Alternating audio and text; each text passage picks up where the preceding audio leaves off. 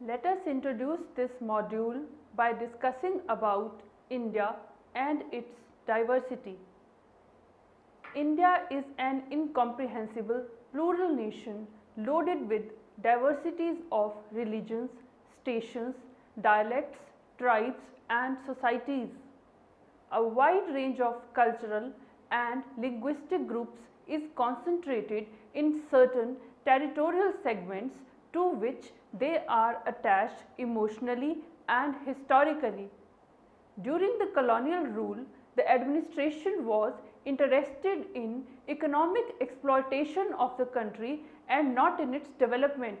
It empowered different divisions based upon religion, region, caste and language.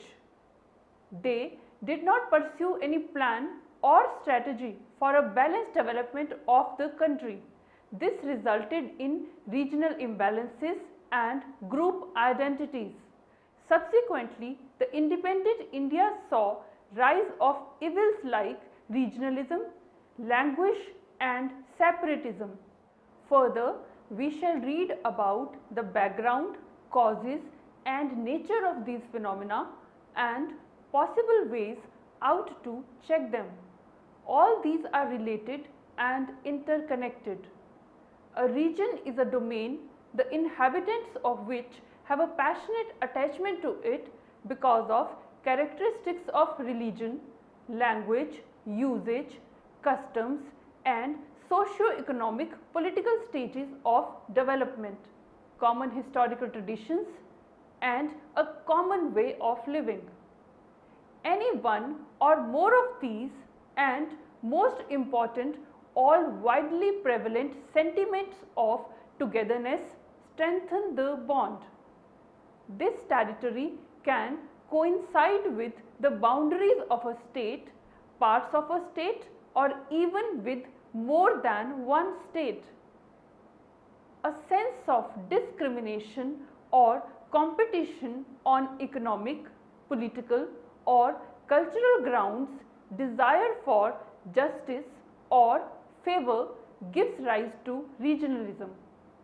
Depending on reasons and related nature, regionalism can be demonstrated in many ways like demand for autonomy or powers for state, creation of new state, protection of language or culture of the region or separation from the country.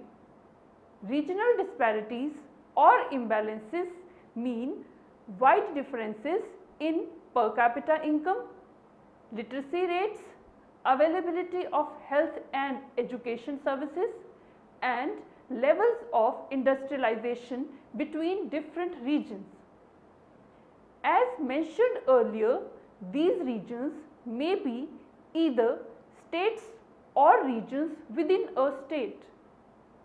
In this regard, in India, there are enormous imbalances on various accounts. The exploitative nature of British colonial rule either created or accentuated regional disparities.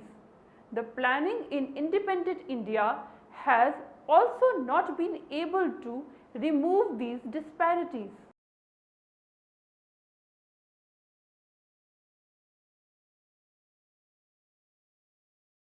After studying this module, you shall be able to know about the current scenario of the imbalances in India, the reasons why these imbalances still exist, the increasing trend of the regional disparity in India, and the creation of new states can be attributed to regional imbalances, the reason behind the demand for the creation of new states. Let us now look into the history and background. The British colonial administration was primarily interested in selling their products in Indian markets and taking away raw materials from here. In some cases, they were also interested in establishing some industries to invest their surplus capital and use cheap labor. Keeping these needs in view, they introduced the zamindari system in some regions to get maximum land revenue. In some regions, they favored peasant proprietary system and improvement of agriculture to create markets for their products. In agriculture, they came up with significant variations both in production relations and level of production in different states and regions. The method of urbanization was based on the strategy of exporting primary products and importing finished goods. This laid the foundation for the emergence of port towns as the major centers of urban industrial activities. Therefore, the growth of trade and commerce in colonial India meant the creation of jobs and educational opportunities at coastal centers like Bombay, Calcutta and Madras and some princely state capitals. Having these changes, there emerged consumer industries in these enclaves and hence to the development of a merchant capitalist class. Such development gave these regions a head start over others with the vast tracts of agriculture had lost their traditional handicrafts and other small scale non-agricultural activities in view of competition from the high technology associated with the modern processes of industrialization. Another factor in the uneven regional development was the growth of the education system. The British imperialists had linked India to Europe through trade relations and the coastal areas, especially around the ports of Bombay, Calcutta and Madras. To man the establishments in these areas, modern education was introduced. An educated professional class, primarily lower paid government and commercial clerks, grew up in these areas. These regions additionally held up an elite group of lawyers and other professionals who were involved on both sides of the independence movement. On the eve of independence, interstate and inter-district disparities were quite sharp and widening. There were differences in the levels of per capita income and consumption, literacy, medical and health facilities, natural resources, population growth, infrastructure development and employment opportunities. The independent India hence was burdened with the task of removing these disparities. Now, let us discuss the key indicators of regional imbalances in India. First of all, let us talk about state per capita income. The most significant indicator of regional imbalance or disparity among the different states of India is the difference in per capita state income. Among the 33 states in India, Maharashtra has the highest state GDP, that is gross domestic product, of about 233 million, while Lakshadweep has the smallest GDP of 60 million. Tamil Nadu is at the second position and India's most populated state, Uttar Pradesh, ranks third. According to a report in 2014, Maharashtra contributes about 14% to India's gross domestic product. Secondly, let us talk about interstate disparities in agricultural and industrial development. In spite of various attempts for industrialization, agriculture continues to be the most important economic activity from the point of view of output and employment in most of the states in India. Within the agricultural sector, because of emphasis on instant increase in production, interstate disparities in per capita agriculture production have been on constant increase. the impact green revolution has been confined to relatively small areas. Interstate disparities in agricultural and industrial development in India are majorly in the states like Punjab, Haryana and parts of Uttar Pradesh. Yet, Punjab and Haryana have recorded high rate of productivity due to its high proportion of irrigated area and higher level of fertilizer use. Thirdly, let us talk about population below poverty line. Percentage of population living below the poverty line in different states is another important indicator of regional imbalance.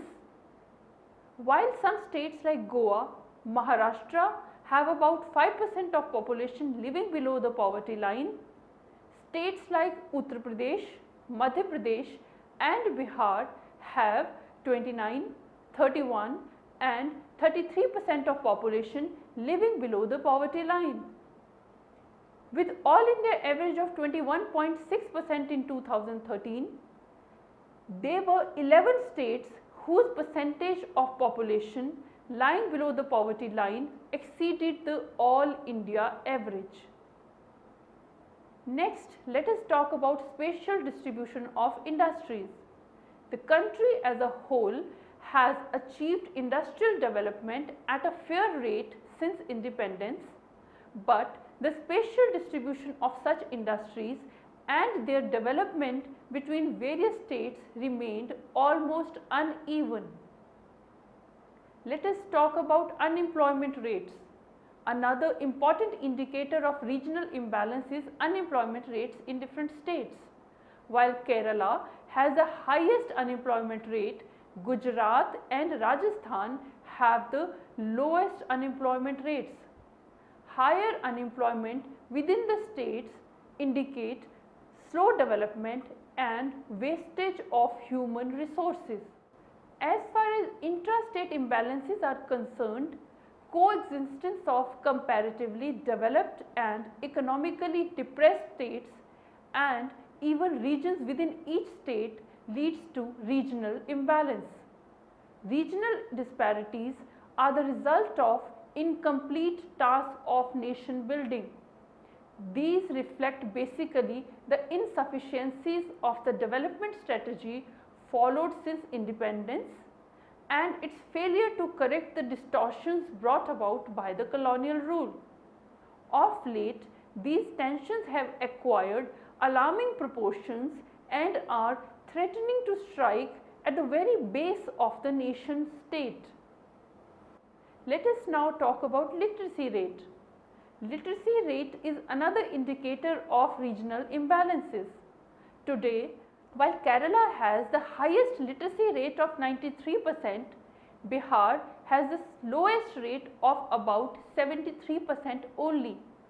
The gap of 20 percentage points increases the regional imbalance through evils like more unemployment among the illiterate, which increases poverty and hinders development. Next, we shall discuss the reasons for imbalances in India. Curbing disparities have now become a task of the planning authorities. It is hindering growth and prosperity. However, to cure a problem, we first need to identify the root cause of the problem. Some of the reasons for imbalances are, first of all, historical factors.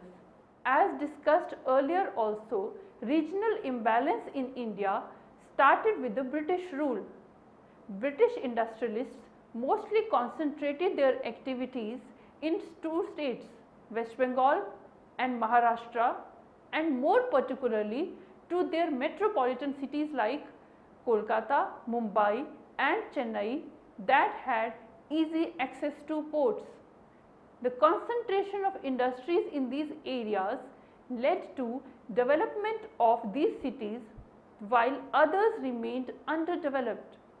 This put them at an edge over others from the very beginning. Next is geographical factors. Regionalism in Indian polity has deprived the inaccessible and mountain dominated regions of the country from the various amenities of life which are enjoyed by the people of the plain regions. Geographically, the forward group of states fall in the western and southern parts of the country. The groups of backward states are in the eastern and northern part of the country. Another remarkable geographical feature is that while 6 of the 8 states except Haryana and Punjab in the first group have vast sea coasts, only 2 out of the 7 in the second group, which are Orissa and West Bengal, are shoreline. These relatively forward states have taken the benefit of their geographical position and international trade has benefited them.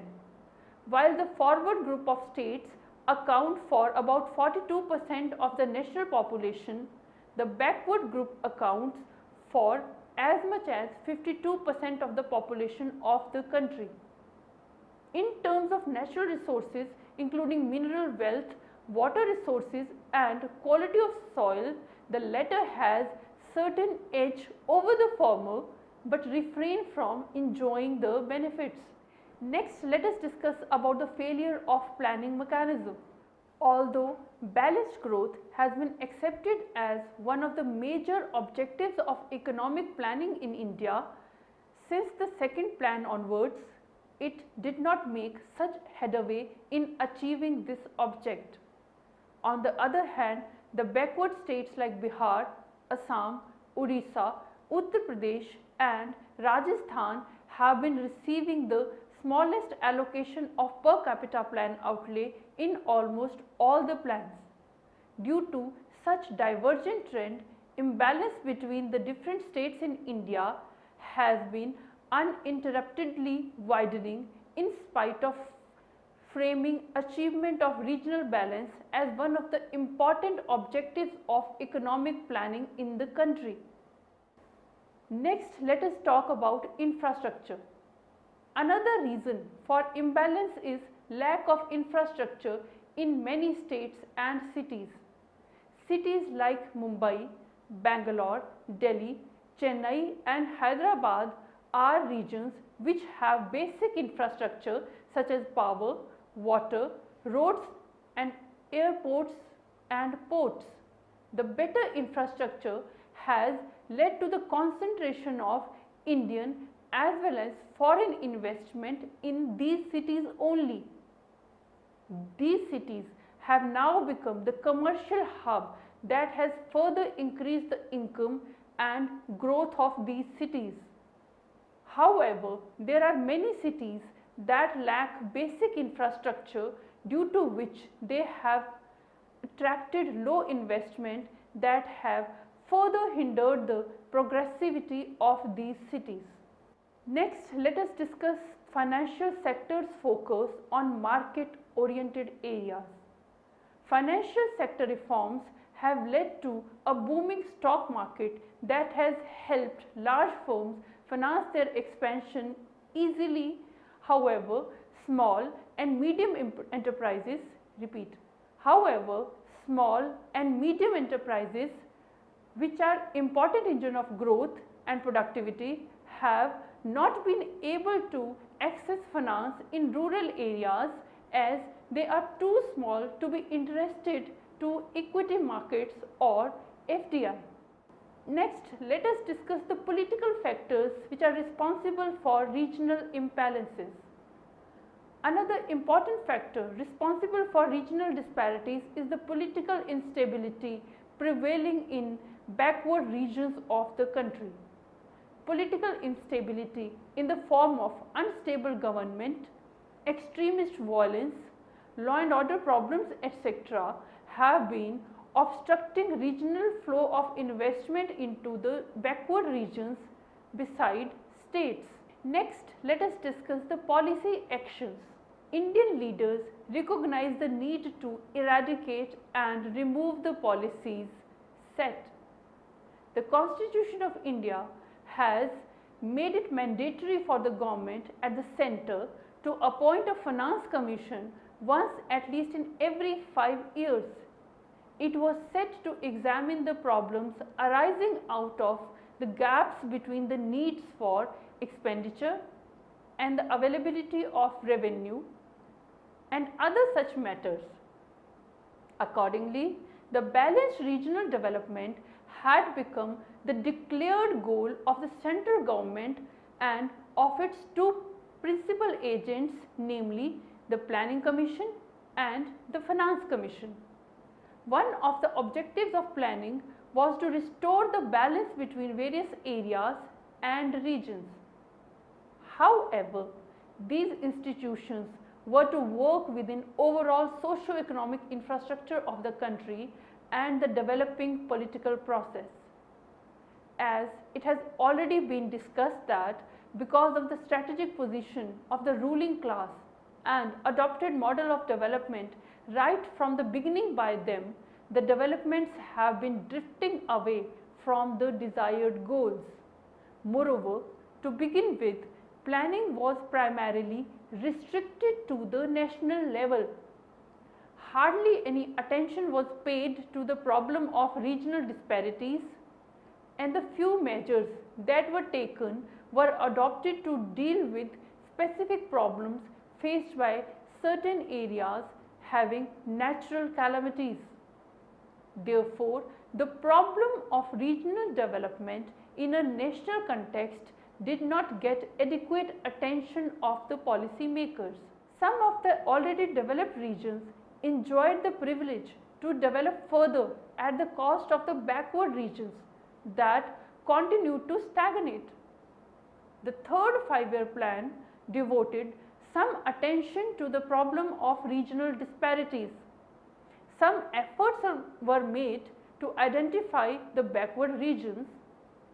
Fourth plan onwards, planners have increasingly emphasized this objective.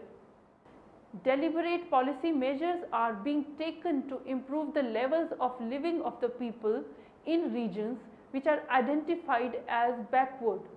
However, in practice, in spite of the increasing awareness of these aspects, very little has been achieved. Even though India's Planning Commission has identified industrially backward regions, no such attempt has yet been made in regard to the regions that can be deemed to be backward from the point of view of overall economic development. Actually, the main focus of the regional policy during the Indian plans has been on the dispersal of industry among the different regions of India. In spite of various attempts for industrialization, agriculture continues to be the most important economic activity from the point of view of output and employment in most of the states in India. And within the agriculture sector, because of the emphasis on immediate increase in production, interstate disparities in per capita agriculture production have been on the increase. It is a well-known fact that in agricultural development policy, the Green Revolution and its impact has been confined to relatively small areas. Thus, the disparities in socio-economic conditions of the people have been increasing both within and between regions of the country. Now, moving on to discuss the imbalances and regionalism. Existence and continuation of regional inequalities both among states and within states create the feeling of neglect, deprivation and of discrimination. In a country that is multi-ethnic and religious, with groups concentrated in states or regions, these disparities also become cause of social conflicts leading to political and administrative problems. In any case, regional imbalances are a major cause of regionalism in India in many ways. The movement for creation of separate states like Jharkhand area of Bihar and West Bengal, Uttaranchal and Chhattisgarh in Uttar Pradesh and Madhya Pradesh were because of underdevelopment of these regions in these states and a feeling of deprivation and exploitation among people. These areas were constituted as separate states in 2001. Similar movements are going on in Telangana region of Andhra Pradesh, Vidarbha region of Maharashtra and Darjeeling region of West Bengal. Apart from sense of deprivation in the neglected states or regions, there also are grievances due to sectoral imbalances in states like lack of industrial development along with agricultural development. Due to this, on one hand, there are pockets of developed and underdeveloped areas, particularly in rural areas of developed states. On the other hand, this leads to sectoral conflicts. Both these are encouraging regionalism in developed states. For example, in areas where green revolution was introduced and has been successful, the new rich farmer class has become economically and politically important. They are now interested in perpetuating the concessions and facilities which were given to them. In spite of agriculture having become quite profitable, they want subsidies to continue and income not to be taxed. These rich farmers in such states provide major social basis of regional parties. Let us now summarize the discussion that we had about the regional imbalances. Regional imbalance is a major economic issue in India.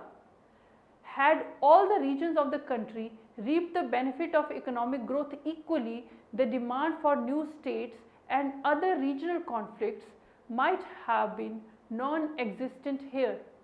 Hence, a big thrust for inclusive growth has remained a cherished goal of our policy planners. Some recommendations or remedies for reduction of interstate disparities are: first of all, it is the duty of the government to establish various committees who should monitor the administration of institutions. Secondly, government should make finance easily available in rural areas. Thirdly, government should make focus on less irrigated states as compared to more irrigated states to make balance of agriculture everywhere. Fourthly, industries should be located in less developed states like Bihar, Uttar Pradesh and Madhya Pradesh. Regional imbalance poses stress and threat to the goal of inclusive growth and reduction of poverty. An important cause of regional tensions which lead to popular agitation and at times militant activities is such regional disparities in economic and social development that exist within some of the states. Indeed, creation of some of the states in the past was in the wake of popular agitation based on perceived neglect of certain backward regions in some of the bigger states. There is a very strong case for strengthening governance in backward areas. Towards this end, it is necessary that local bodies in backward areas are empowered and strengthened.